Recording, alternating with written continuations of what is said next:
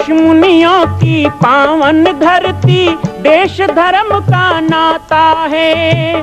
कहते सारे लोग यही हैं, गो हमारी माता है।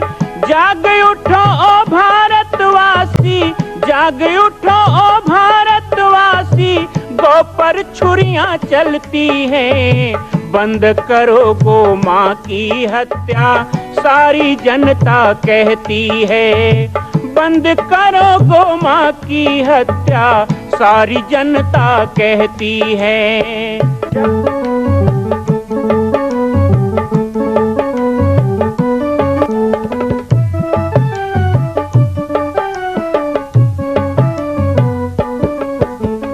जगह जगह पर बूचड़ खाना, लाखों गौएं कटती हैं।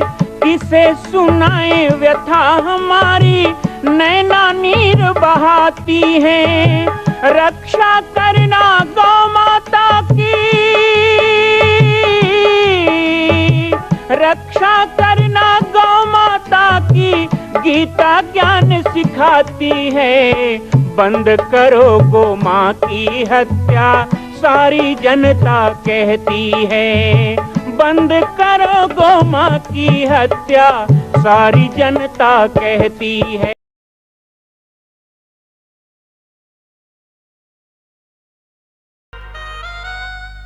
बहुत बड़े संत हुए दक्षिण भारत के, कंब। उन्होंने एक रामायण भी लिखा है, कंब रामायण। जैसे कहते हैं ना रामायण सतकोटि अपारा, तो एक रामायण है कंब रामायण। महर्षि कंब ने रामायण लिखा। वो दक्षिण भारत के संत रहे, बहुत महान संत हुए। जैसे हम तुलसीदास जी को मानते हैं, वैसे वहां पर इनको मानते हैं। रामा राम कह के भी उन्होंने बहुत अच्छा ग्रंथ लिखा। तो रामा राम ग्रंथ के भक्ति अध्याय में कंब लिखते हैं कि एक ऐसे भक्त की कथा लिखी। गुंटूर जिले में एक ऐसा शिव भक्त था। आज हम शिव मानस कथा में उस भक्त को याद करें। बहुत गरीब था, मिट्टी के बर्तन भी लेने की हिम्मत नहीं। सोचो कितना गरीब। लेकिन वो देखता था लोग भगवान शंकर में पानी चढ़ाते, सब करते। तो एक दिन नदी किनारे गया और ऐसे मिट्टी का शिवलिंग बनाया। सोचा कल शिवरात्रि में भी पूजा करूं। तो कुछ समझ में नहीं आया, तो अच्छा मुंह में पानी भर लिया और जाके शंकर जी में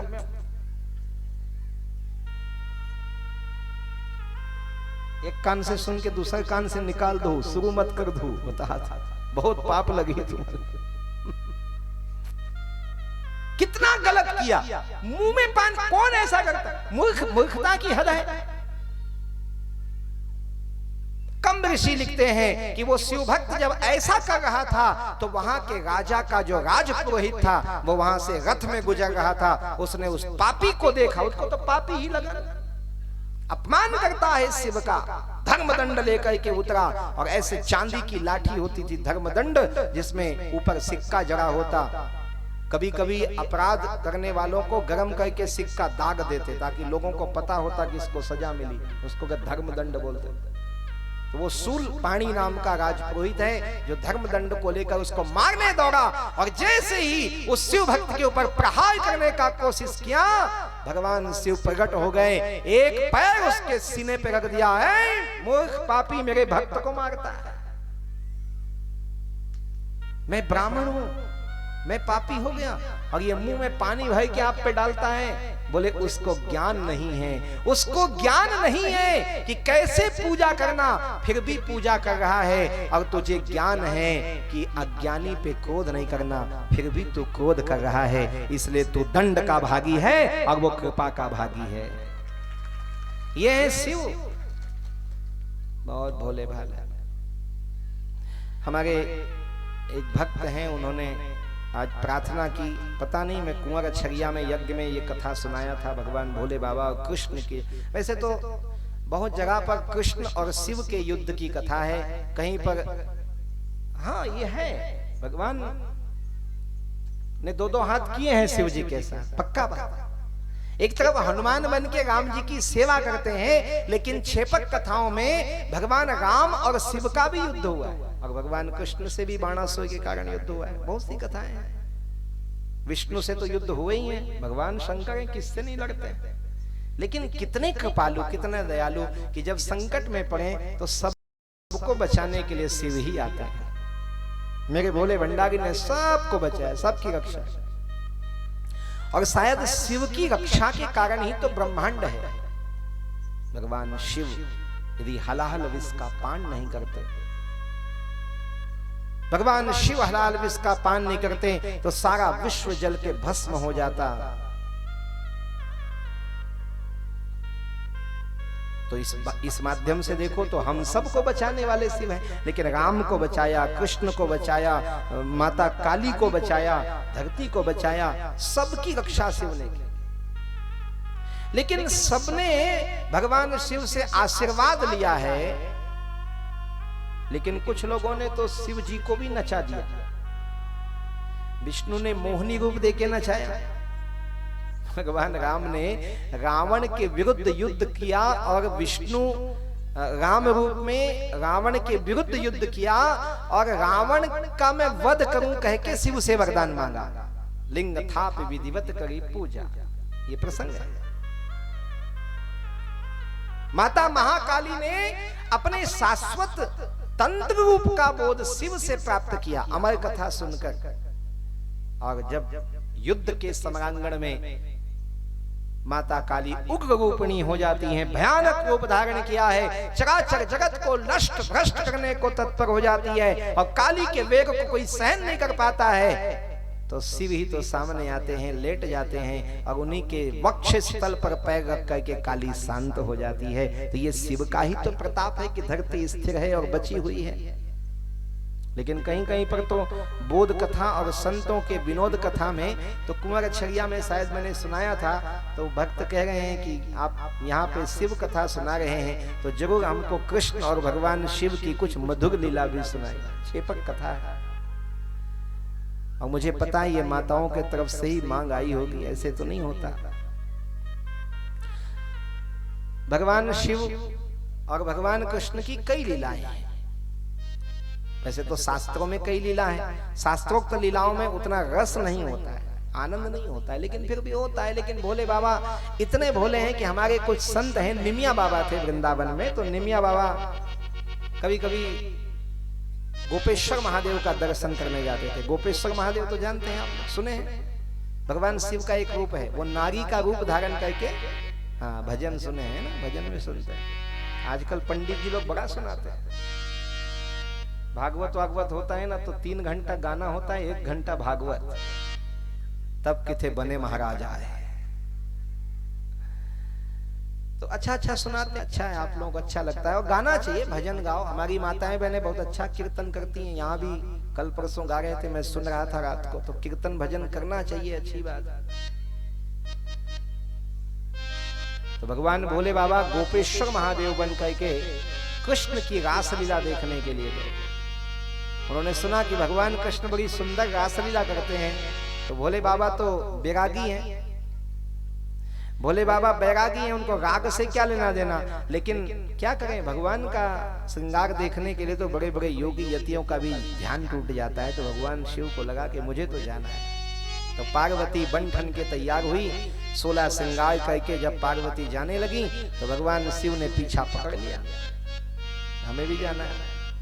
माता पार्वती ने कहा जाओगे, बोले रासलीला में। बोले ऐसे झटक पटक जाओगे, ऐसे नहीं जा सकते, आपका श्रृंगार करना होगा। बोले क्यों?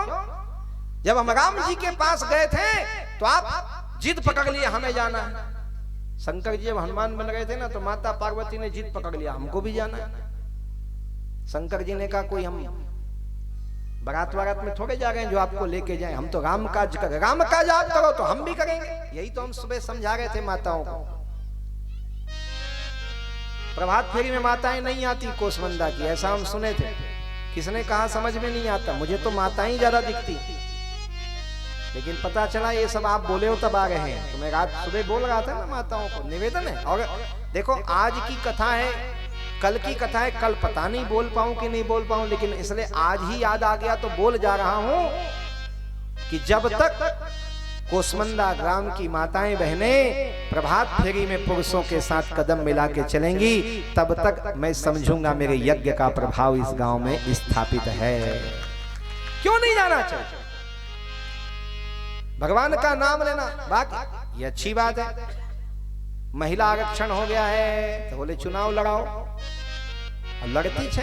आजकल बोलना नहीं पड़ता, माताएं 2 कदम आगे, हम लड़ेंगे चुनाव, है ना। दुकान चलाते हैं, हवाई जहाज उड़ाते हैं, भाई हमारी बेटियां देखो ब्रिगेडियर हैं, अब तो हथियार चलाने का भी परमिशन मिल गया, बंदूक चलाती है हमारी बहन, सब है। शास्त्र विमान चलाने का परमिशन नहीं था, लेकिन अभी कुछ वर्ष पहले वो भी हो गया। हमारे महिला ब्रिगेडियर अब युद्धपोत चला रही हैं, युद्ध के विमान चला रही हैं। कहां पे नहीं है, माताएं सब जगह हैं, लेकिन बड़ा मुश्किल है प्रभात फेरी में नहीं जाना है। बंदूक चला सकते हैं, गोली मार सकते हैं, लेकिन भगवान का नाम लेना क्यों?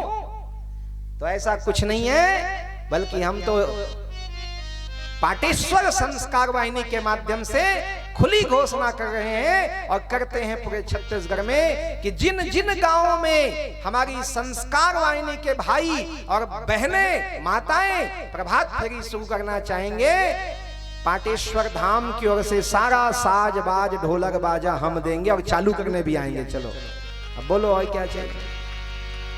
तो इस गांव में तो प्रभात फेरी होता ही है, तो कम से कम माताएं बहनें आए, इसमें अच्छी बात है। बोले हम तो राम काज करने जा रहे हैं, तो शंकर जी बोले राम काज करने जा रहे हैं। पार्वती माता बोली आप राम काज करने जा रहे हो, तो हम खाली काम काज करने के लिए पैदा हुए हैं, हम भी राम काज करेंगे। कैसे करोगे? बोला आपके साथ चलेंगे। नहीं नहीं नहीं, हनुमान जी ने कहा हम तो बाल ब्रह्मचारी बन के जा रहे। बोले ये अच्छा तरीका है, राम जी तो नहीं है बाल ब्रह्मचारी, आप क्यों बने बाल ब्रह्मचारी? हनुमान जी बोले भाई देखो इस बार लीला ही कुछ ऐसा है, क्योंकि हमको अजर अमर होके रहना है, और आपके बिना तो भवन चलेगा नहीं, आप भवानी हो, इसलिए आपको रूप नहीं लेना। माता पार्वती ने कहा नहीं हम तो आपके साथ जाएंगे। तो भगवान शंकर ने कहा इतना ही जिद कर रहे हो तो खुद ही तय कर लो क्या करके जाओगे। तो बोले रुद्र दे हैं तजी ले है बस बानर भय हनुमान। भगवान के में प्रेम के कारण भगवान के सेवा मिले, इसके लिए शंकर जी ने बंदर का रूप धारण किया। तो माता पार्वती ने कहा आप बंदर बनोगे तो हम आपके पीछे पीछे पूंछ बनेंगे। अर्थात हनुमान जी की जो पूंछ है वो माता वो शक्ति का रूप है, इसीलिए लंका को पूंछ से जलाया। बदला भी तो लेना था ना, माता वन के बदला बिल्कुल नहीं चुके। रावण पूजा करने आया कहते हैं, तो लंका को ही मांग लिया। तो बोले इतने शौक से घर बनाए, ऐसा कौन करता है, दक्षिणा में कुछ मांग ले, जिसका पूजा करने आया उसी को मांग ले। तो बोले वो आग ही लगाओ, और जलती है लंका उनकी जो संतों का अपमान करते हैं, उनकी लंका जलती है। निश्चित बात है रावण ने संत विभीषण का अपमान किया, रावण ने संत माल्यवान का अपमान किया, रावण ने शक्ति का अपमान किया, और इसीलिए रावण की लंका तो जलनी थी। बाड़ी पूंछ किन कपि खेला, रहान नगर बसन घृतेला। पूंछ से ही लंका जलाई। हनुमान जी चाहते तो और भी तरीके थे, लेकिन पूंछ से लंका जलाई। क्यों? क्योंकि कहते हैं कि राम काज के लिए गए तो माता पार्वती कहती हैं कि आप हमारे साथ क्यों जाओगे? शंकर जी ने कहा बढ़िया बात है, हम राम जी के पीछे गए तो आप पूंछ बन के आ गए, अब आप कृष्ण जी के पीछे जा रहे हो तो हमको भी कुछ बना के ले चलो। माता पार्वती ने कहा यहाँ ये सब मामला नहीं चलेगा, है ना, राम जी का मामला अलग था, ये मामला अलग। यहाँ स्त्री के सिवा पुरुष को प्रवेश नहीं। जहाँ पर सभी गोपियां हो वहाँ सभी स्त्रियां हैं, पुरुष केवल एक होता है, एक में वो पुरुष ब्रह्मा। वहाँ केवल कृष्ण ही ब्रह्म रूप में विद्यमान होते हैं, वो महारास है, वहाँ आपका प्रवेश नहीं हो सकता। भगवान शिव ने कहा कैसे नहीं हो सकता है, हम भी जाएंगे। और भगवान भोले बाबा ने अद्भुत रूप धारण कर लिया और उन्होंने नारी का रूप धारण किया।